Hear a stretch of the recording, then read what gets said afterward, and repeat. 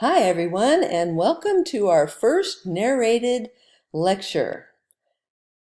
I am happy to be bringing you this information via this format, but I will be so much happier when I get in class with you. Okay, so we're going to start by defining abnormal behavior. That's a pretty good idea for our class. So, as you're seeing on the slide, a psychological disorder is abnormal behavior pattern that involves a disturbance of psychological functioning or behavior. And I'll break that type of disturbance down for you into some smaller parts. Also, abnormal psychology is defined as the branch of psychology that deals with the description, causes, and treatment of abnormal behavior. So we have some cultural criteria for determining abnormality, and these are the most commonly used criteria. It includes unusualness. Now that's culturally relative because what's usual in one culture might not be usual in another. Social deviance. Your culture presents you with the norms and expectations of behavior that are guides for what's acceptable and not acceptable in your particular culture. And if you deviate too far from that, you might be considered abnormal. You probably are considered abnormal also if you have faulty perceptions or interpretations of reality. So that means that your perception or interpretation of reality differs markedly from the way someone else would interpret reality.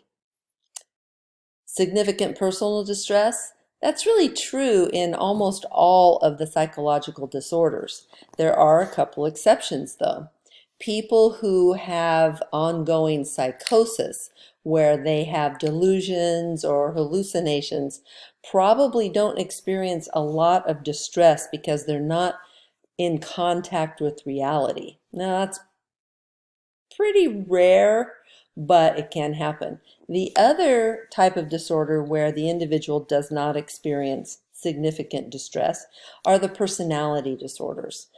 People who have personality disorders often don't even know they have them, and their wish is for other people in their world to just cooperate with them, and then there will be no stress at all. So an example of that would be narcissism. An individual has narcissism, they think they're the greatest, they think they are remarkable, and that everybody pretty much should worship them. But since we don't usually agree with their perception, we don't cooperate. But if they get themselves a social group that gives them a lot of admiration, then they don't experience personal distress. So maladaptive or self-defeating behavior. So those are things that actually would produce significant rejection in your culture because your behavior does not add to your success. And we'll talk about that some more. And finally, dangerousness. People who have a mental illness are rarely dangerous to other people, but they might be dangerous to themselves, partly because they might take action on voices that they're hearing that might be encouraging them to do some problematic behavior, and partly because they might not maintain themselves as well as they should, so they might be open to a disease process. So, take a look at this man. Does this man look normal or abnormal to you? And just pause and really think about it, because we're looking at the cultural basis of abnormal behavior here. So do you think his body adornment is a sign of abnormality or merely a fashion statement? What would be considered abnormal appearance in our culture? Well, we've come so far in accepting a wide variety of appearance that it would be pretty difficult to actually say this person is abnormal based on their appearance. What we'd like to know about this man is, well, how well does he function in society? The 4 criteria that we would look for are: can he work? Can he enjoy himself when he's off work? Can he have a relationship if he wants one? And can he have a satisfying sexual relationship if he wants one? So we call that work, play, relationship, sex. And those are four criteria that we really look to when considering whether a person's behavior is normal or not. So I don't know, what would be considered abnormal appearance in our culture? Can you guys think of anything? I once saw a guy and a gal, and they had nipple rings and they were attached to each other with a chain.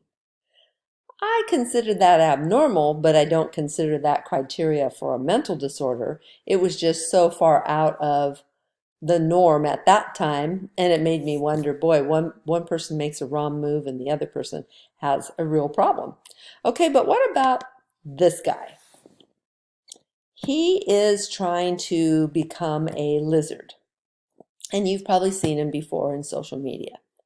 So he worships the lizard and all of its incarnations. He has scales tattooed all over himself. He split his tongue like we often see in lizards. He sharpened his teeth to points. And he makes his living by having people look at him and pay him to do so, and pay him for photos and pay him for selfies. Now, is he abnormal? Not until he thinks he is a lizard. So at what point do we say, well, okay, I've talked to him and he knows he looks like a lizard, but he isn't a lizard? Or I've talked to him and he says, no, I am a lizard. I have transformed into an actual lizard. In that case, we would probably consider him normal. So throughout history, we have done some pretty bizarre things to treat people that we've considered abnormal, and trepanation is one of them. Your textbook shows a classic hole that is made into the skull, and the idea is that the demons would be released and the person would not have abnormal behavior anymore. There's actually a current group of people who believe in trepanation, and they will let you join them and prepare yourself to do it, although they can't do it to each other. That would be illegal. So they train you to do it to yourself. And how you do that to yourself is through drilling your own hole into your head. This is very misguided, of course, as we in the class probably know, but I actually had one student in the class that believed in this and wished he could carry it out. So we've often placed people that we considered to be abnormal into what used to be called asylums, used to be called state hospitals, used to be called a variety of names. Now they're called behavioral health facilities. And as you can see in the picture, there's some people who are laying on the floor, laying around, but they're in 18th century costumes. And St. Mary's of Bethlehem Hospital, where the word Bedlam came from, you could buy tickets to observe the antics of the inmates, which much as we would pay to see a circus animal or animals at the zoo. We have come so far from this, and our modern mental health facilities certainly don't allow any kind of visitors unless they are approved by the team that's treating the individual. Now we have a community mental health focus, and we have, through the miracle of modern chemistry, been able to have people move away from state hospitals and into community mental health treatment centers. And these centers are categorized by the level of individual that they provide services to. So a very high level of care would be someone who needs to be watched on a one-on-one because they are of danger to themselves or others. A lower level of care would be someone who could be part of a group in a mental health facility, not need to be watched, take their medication, participate in group. Then when they're released to a variety of different levels of care. And for our final, we're going to one of the lowest level of care, and that's where the individuals are free to come and go as they please, and if they could afford it, they could even own cars. So we're going to look at behavioral health through these psychological perspectives.